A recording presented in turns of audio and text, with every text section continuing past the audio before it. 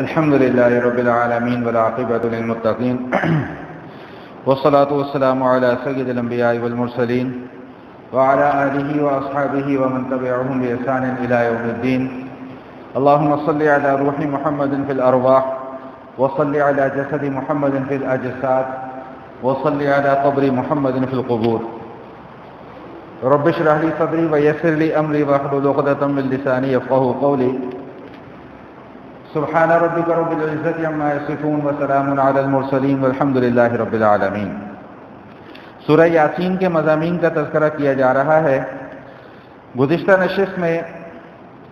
سورہ یاسین کے اندر جو دلائل توحید بیان کیے گئے اس حوالے سے مختصراً کچھ گزارشات آپ حضرات کی گوش گزار کی تھی. اسی سلسلہ گفتگو کو جاری رکھتے ہوئے وہیں سے انہی مضامین کا آغاز کرتے ہیں کہ اللہ جل شانہ نے انسان کی جو سوچ ہے اور انسان کی جو ایک عقل کا محور اور جو مرکز ہے یا انسان کی ذہنی صلاحیت اور جو اس کی استعداد ہے اس کو مد نظر رکھتے ہوئے بڑے ہی آسان اور سادے سے دلائل بیان کیے. مثال کے طور پہ پہلی دلیل یہ بیان فرما دی کہ وآیۃ لہم الارض المیتہ، کہ مردہ زمین ہے، اس مردہ زمین میں سے ہم نباتات اگا دیتے ہیں. انسان بیج بوتا ہے، کاشتکاری کرتا ہے، بیج بوتا ہے، پانی لگاتا ہے، تو اس بیج کو پودا اور پودے کو درخت اور درخت پر پھر پھل لگانے کا آگے سارا پروسیجر اللہ فرماتے ہیں کہ یہ ہمارے کرنے کے کام ہے. دوسری بڑی سادی سی مثال بیان فرما دی کہ یہ چاند ہے، سورج ہے. ان چاند کو دیکھو، سورج کو دیکھو، ہر جو اللہ کی مخلوق ہے وہ اپنی اپنی جگہ پر اپنے اپنے طریقے سے کام کر رہی ہے اور ان کے کام کرنے کے طریقہ کار میں رتی برابر بھی اختلاف نہیں ہے، تبدیلی نہیں آ سکتی. اگر فرض کر لیں کہ ارب برس پہلے اللہ پاک نے اس کائنات کی تخلیق کر دی اور سورج کے ذمے جو کام لگا دیا، سورج اپنا وہ کام کیے جا رہا ہے، اپنے مدار میں گردش بھی کر رہا ہے اور اس کا کام روشنی پہنچانا ہے، وہ اس کام کو بھی انجام دے رہا ہے. چاند کا کام اپنے مدار میں گردش کرنا ہے، چاند اپنے مدار میں گردش کر رہا ہے، سورج سے روشنی لیتا ہے، آگے روشنی ہم تک پہنچاتا ہے. تو جس مخلوق کا جو کام اللہ نے لگایا، جو اس کی ذمہ داری لگائی، اللہ فرماتے ہیں کہ ہر مخلوق اپنی اس ذمہ داری کو بخوبی انجام دے رہی ہے. اصل میں بات سمجھانا یہ چاہ رہے ہیں کہ یہ کام اللہ کے سوا کون کر سکتا ہے. میں نے گزشتہ نشست میں بھی اس حوالے سے یہ گزارش عرض کی تھی کہ اللہ تعالیٰ کفار کو مخاطب کر کے یہ بات ارشاد فرمانے کہ وما عملت ایدیہم، یہ جتنے بھی معاملات ہیں ان میں ان کی اپنی قدرت اور اپنی طاقت کا کوئی عمل دخل نہیں ہے، یہ کر ہی نہیں سکتے. یہ تو اس کے باوجود بھی اگر کوئی اللہ کی ذات پر ایمان نہ رکھے یا توحید کا اقرار نہ کرے یا اللہ کے ساتھ کسی اور کو اس کی خدائی میں شریک تصور کرے تو اللہ فرماتے ہیں کہ بس پھر یہ اس کی بے عقلی ہی ہو سکتی ہے، اس کے علاوہ اور کچھ نہیں ہو سکتا. تیسری دلیل اس سورہ یاسین میں جو اللہ پاک نے ارشاد فرمایا کہ وآیۃ لہم انا حملنا ذریتہم فی الفلک المشحون، کہ اللہ تعالیٰ کی نشانیوں میں سے ایک نشانی یہ بھی ہے کہ اللہ تعالیٰ نے تمہارے آباء و اجداد کو ایک کشتی میں سوار کیا. یہ جو کشتی ہے، اس کشتی کو اللہ تعالیٰ نے اپنی ایک نشانی قرار دیا ہے. میں اس حوالے سے مختصراً ایک دو باتیں عرض کر دوں پھر اصل مضمون کی طرف آتا ہوں. یہ جو فرمایا کہ تمہارے آباء و اجداد کو اللہ نے ایک کشتی میں سوار کیا، یہ بھی اللہ کی نشانیوں میں سے ایک نشانی ہے. یہ دراصل اشارہ ہے سیدنا نوح علیہ السلام کے واقعے کی طرف کہ سیدنا نوح علیہ السلام نے اپنی قوم میں 950 برس تبلیغ کی. 950 برس کی تبلیغ کا نتیجہ 80 یا 85 لوگوں نے ایمان قبول کیا. جب ان 80 یا 85 لوگوں نے ایمان قبول کر لیا اور ان کے علاوہ باقی لوگوں کے ایمان قبول کرنے کی امید ختم ہو گئی تو تو اللہ تعالیٰ نے اس قوم پر اپنے عذاب کا فیصلہ فرما دیا، اور جب عذاب کا فیصلہ فرمایا تو ان لوگوں سے یہ کہا کہ ایک کشتی بناؤ۔ نوح علیہ السلام کو حکم دیا کہ ایک کشتی بناؤ اور ان 80-85 افراد کو اپنے ساتھ اس کشتی میں سوار کر دو اور یہاں سے لے کر نکل جاؤ۔ یہ تفصیلی واقعہ سورہ نوح میں بھی آئے گا، سورہ ہود کے اندر بھی یہ واقعات گزر چکے ہیں، میں اس کا صرف اشاروں کنایوں میں تذکرہ کر کے تو نکل رہا ہوں۔ تو جب نوح علیہ السلام نے کشتی بنانے کا ارادہ کیا، 3 منزلہ کشتی بنائی تھی اور بہت بڑی کشتی تھی، میں اس وقت مجھے اس کی پیمائش جو ہے وہ میرے ذہن میں نہیں آ رہی ہے، لیکن بہرحال بہت بڑی کشتی تھی، 3 منزلہ کشتی تھی، اور جس جگہ پر وہ کشتی بنا رہے تھے وہاں پر دور دور تک کوئی پانی کا نام و نشان نہیں، تصور ہی موجود نہیں تھا۔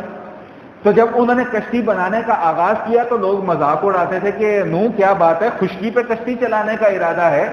تو نوح علیہ السلام ان کی باتوں کا کوئی جواب نہیں دیتے تھے، کیونکہ انہیں پتا تھا کہ آگے کیا ہونے والا ہے۔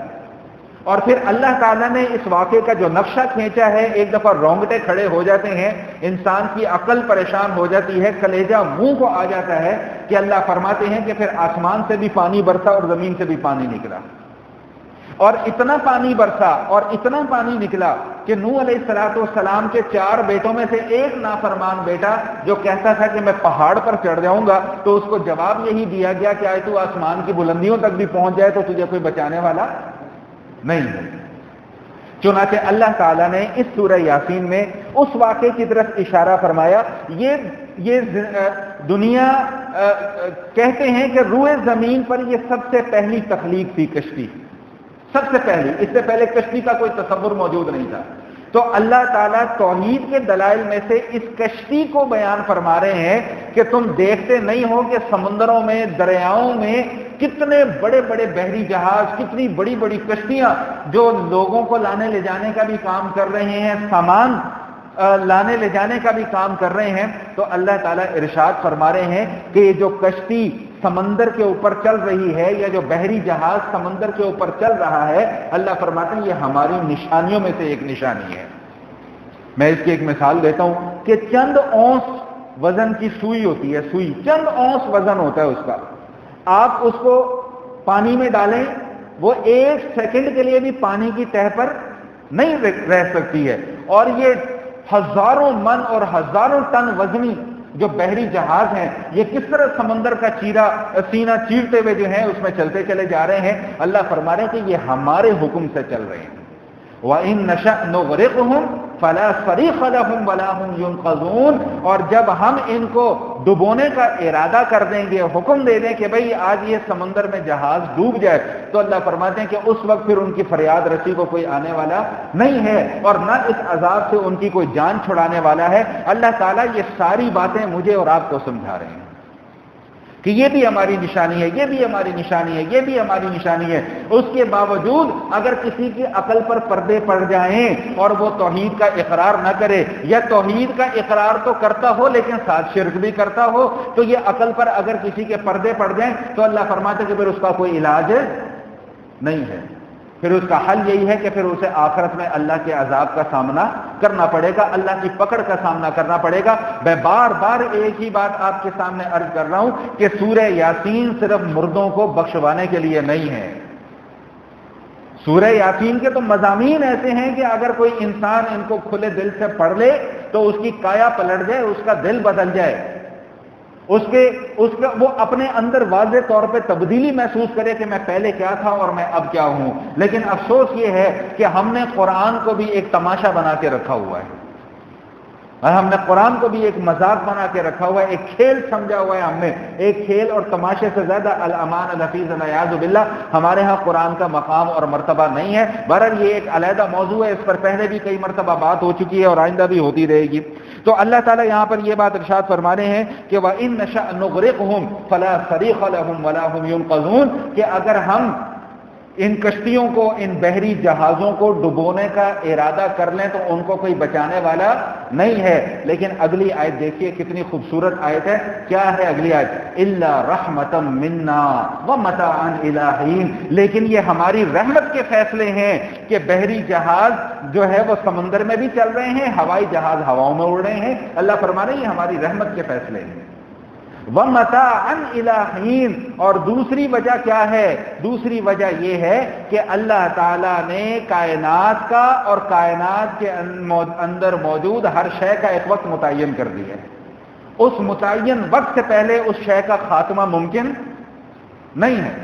میرا، آپ کا، ہم سب کا ایک وقت لکھا ہوا ہے کہ بھئی انہوں نے اس وقت تک اس دنیا کے اندر رہنا ہے۔ جس دن وہ وقت پورا ہو جائے گا تو نہ ایک ساتھ آگے نہ ایک ساتھ پیچھے، بس جب وہ ٹائم آ جائے گا کہانی ختم۔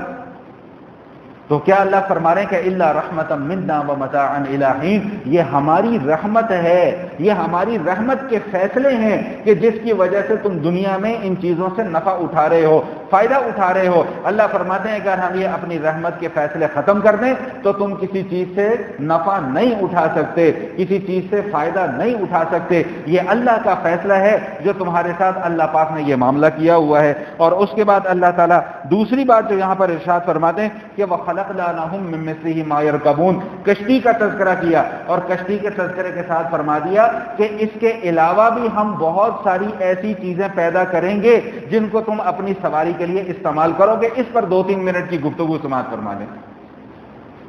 قرآن کب نازل ہو رہا ہے؟ آج سے 1400 برس پہلے، جب شاید سائیکل، موٹر سائیکل، گاڑی، ہوائی جہاز، دور دور تک ان چیزوں کا تصور کوئی موجود نہیں ہے۔ اللہ اس وقت ایک تصور یہ پیش کر رہے ہیں کہ یہ جو سواری کے لیے تم چیزیں استعمال کر رہے ہو، 14ویں پارے میں بھی اس بات کا تذکرہ ہم پڑھ کر آئے ہیں کہ اللہ فرماتے ہیں کہ گھوڑے ہو گئے، گدھے ہو گئے، خچر ہو گئے، ان کو تم سواریوں کے لیے استعمال کرتے ہو۔ وَيَخْلُقُ مَا لَا تَعْلَمُونَ، اور سواریوں کے لیے ہم ایسی ایسی چیزیں پیدا کریں گے جن کو تم ابھی آج کی تاریخ میں جانتے نہیں ہو۔ اور سورہ یاسین میں بھی یہی بات ارشاد فرمائی کہ ہم ایسی ایسی چیزوں کی تخلیق کریں گے کہ جن کو تم آج کی تاریخ میں جانتے نہیں ہو۔ اور قرآن کا ایک ایک حرف آج کی تاریخ میں سچ ثابت ہو رہا ہے کہ اس وقت صرف گھوڑے تھے، گدھے تھے، خچر تھے، اونٹ تھے، آج سائیکل ہے، موٹر سائیکل ہے، بحری جہاز ہے، ہوائی جہاز ہے، کاریں ہیں، اور کاروں میں بھی پھر نت نئی اقسام کی کاریں ہیں۔ جدت سے جدت آتی چلی جا رہی ہے، نئی سے نئی ٹیکنالوجی جو ہے وہ آتی چلی جا رہی ہے۔ اللہ فرما رہے ہیں کہ یہ ساری کی ساری چیزوں کی تخلیق کے پیچھے ہمارا ہی ہاتھ ہے۔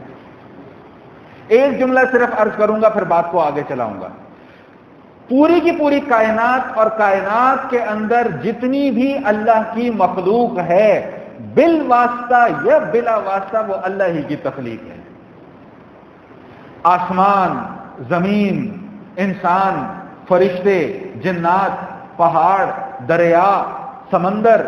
یہ ساری کی ساری اللہ کی ایسی مخلوق ہے جو بلا واسطہ اللہ کے حکم کن سے پیدا ہوئی ہے۔ اس کے اندر کوئی واسطہ نہیں ہے، اس کی پیدائش کے اندر، اس کی تخلیق کے اندر۔ باقی جو ایجادات ہیں، ان ایجادات کا صحرا اگرچہ انسان اپنے سر لینا چاہتا ہے کہ یہ ایجاد میں نے کی ہے، لیکن اس کے پیچھے بھی اصل جو کار فرما عوامل ہے وہ اللہ ہی کی ذات ہے۔ آج ہم بحری جہاز ہم نے بنا لیا، ہوائی جہاز بنا لیا، لوہے سے بنایا ہم نے، تو لوہے کے متعلق اللہ فرما رہے ہیں کہ وَأَنزَلْنَا الْحَدِيدَ، ہم نے ہی لوہا پیدا کیا ہے۔ ہم اگر لوہا پیدا ہی نہ کرتے تو تم ہوائی جہاز کہاں سے بناتے؟ پھر لوہا بھی ہم نے پیدا کیا، پھر اس کے استعمال کا طریقہ بھی ہم نے ہی سمجھایا۔ ہم نے تمہارے عقل کے اندر یہ بات ڈالی کہ اس چیز کو ایسے استعمال کرو گے تو یوں فائدہ اٹھا سکتے ہو۔ تو بات جو میں عرض کرنا چاہ رہا تھا وہ یہ کہ کائنات کی جتنی بھی مخلوق ہے اللہ کی کائنات میں، وہ بالواسطہ یا بلا واسطہ وہ اللہ ہی کی تخلیق ہے۔ اللہ کی تخلیق سے کوئی باہر نہیں ہے، اللہ کی پہنچ سے، اللہ کی دسترس سے، اللہ کے قبضہ قدرت سے کوئی چیز باہر نہیں ہے، اللہ کے احاطے سے کوئی چیز باہر نہیں ہے۔ یہی چیز کا تذکرہ اللہ تعالیٰ اس سورہ یاسین کے اندر فرما رہے ہیں۔ تو اپنی نشانیاں بیان کرنے کے ساتھ ساتھ اللہ تعالیٰ اس طبقے کی نشاندہی بھی فرما رہے ہیں جو طبقہ نہ ماننے والوں کا طبقہ ہے، جن کے دل اور دماغوں پر پردے چڑھے ہوئے ہیں، غلاف میں لپٹے ہوئے دل ہیں، آنکھوں پر پردے پڑ چکے ہوئے ہیں، دماغ کے دروازے بند ہو چکے ہیں، دل کے دروازے بند ہو چکے ہیں، حق سمجھنے کی صلاحیت اور حق قبول کرنے کی صلاحیت ان کے اندر موجود نہیں ہے۔ یاد رکھیے گا کہ جب انسان کے اندر سے حق کو قبول کرنے اور سیکھنے اور سمجھنے کی صلاحیت ختم ہو جاتی ہے نا، تو پھر اسے شیطان مختلف تعویلات سکھاتا ہے، اب یہ بہانہ کر لو، اب یہ بہانہ کر لو، اب یہ بہانہ کر لو، اب یہ بہانہ کر لو۔ اسی بہانے کا تذکرہ یہاں پر کیا گیا۔ وَإِذَا قِيلَ لَهُمُ اتَّقُوا مَا بَيْنَ أَيْدِيكُمْ وَمَا خَلْفَكُمْ لَعَلَّكُمْ تُرْحَمُونَ وَمَا تَأْتِيهِمْ مِنْ آيَةٍ مِنْ آيَاتِ رَبِّهِمْ إِلَّا كَانُوا عَنْهَا مُعْرِضِينَ، کہ جب بھی اللہ کی نشانیاں ان کے پاس آتی، جب بھی ان سے کہا جاتا ہے کہ بھئی خدا کے بندو اللہ سے ڈرو، اللہ کے احکام پر عمل کرو، تو یہ ان باتوں کو ہوا میں اڑا دیا کرتے ہیں، ان باتوں کو پسے پشت ڈال دیا کرتے ہیں۔ وہ کہتے ہیں یہ پاگل ہے، بولنے دو، ان کے بولنے سے ہماری صحت کے اوپر کوئی اثر نہیں پڑتا۔ تو یہ اس وقت انسان اس کیفیت میں مبتلا ہوتا ہے کہ جب انسان کے اندر بغض ہو، عناد ہو، حسد ہو، کینہ ہو، دلوں کے اندر نفرتوں کے بیج پال کر بیٹھا ہو، تو پھر انسان کے اندر سے حق قبول کرنے کی صلاحیت ختم ہو جاتی ہے۔ اللہ نے یہاں پر اس کی ایک چھوٹی سی مثال بیان فرمائی ہے۔ وہ مثال کیا بیان فرمائی ہے کہ وَإِذَا قِيلَ لَهُمْ أَنفِقُوا مِمَّا رَزَقَكُمُ اللَّهُ، کہ جب اللہ کہتے ہیں کہ بھائی میرے جو محتاج اور نادار اور مسکین اور فقیر بندے ہیں ان کے اوپر اپنے مال کو خرچ کرو، تو جواب کیا دیتے ہیں؟ أَنُطْعِمُ مَن لَّوْ يَشَاءُ اللَّهُ أَطْعَمَهُ، بھائی جب اللہ نے ان کو بھوکا رکھا ہے تو ہم کیوں کھلائیں؟ لاجک، بھائی اللہ کہہ رہے ہیں کہ غریبوں کے اوپر، ناداروں کے اوپر پیسہ خرچ کرو، تو جواب کیا مل رہا ہے کہ اللہ نے بھوکا رکھا ہے، ہم نے تو بھوکا نہیں رکھا، تو اللہ کھلائے، ہم کیوں کھلائیں، ہم کیوں پلائیں؟ بات اصل میں یہ ہے کہ ان کم عقلوں کے دل اور دماغ پر، جیسا کہ میں نے عرض کیا کہ پردے پڑے ہوئے تھے، اتنی سی بات ان کو سمجھ میں نہیں آئی کہ کائنات کے نظام کو چلانے کے لیے، دنیا کے نظام کو چلانے کے لیے اللہ تعالیٰ نے رزق کی تقسیم میں تفاوت رکھا ہے، کسی کو زیادہ دیا ہے، کسی کو تھوڑا دیا ہے، کسی کو طاقتور بنایا ہے، کسی کو کمزور بنایا ہے۔ میں شاید پہلے بھی اس موضوع پر بات کر چکا ہوں کہ اگر اللہ تعالی زمین پر بسنے والے ہر انسان کو امیروں میں شمار کر دیں تو پھر ان امیروں کا کام کرنے والا زمین پر کوئی نہیں ملے گا، اور اگر خدا نہ خواستہ زمین پر بسنے والے سارے انسانوں کو اللہ غرباء کی فہرست میں لا کر کھڑا کر دیں تو وہ غرباء کام کس کے لیے کریں گے؟ ان کو کام کی اجرت کون دے گا؟ ان کو کام کی مزدوری کون دے گا؟ تو اتنی سی بات ان کم عقلوں کو سمجھ میں نہیں آتی تھی، تو الٹا اللہ ہی کے اوپر اعتراض کر دیا کرتے تھے کہ اللہ نے بھوکا رکھا ہے، اللہ کھلائے، ہم کیوں کھلائیں؟ تو اللہ کہتے ہیں کم عقلو، یہ جو مال تمہارے پاس ہے نا، یہ بھی تمہارا اپنا نہیں ہے۔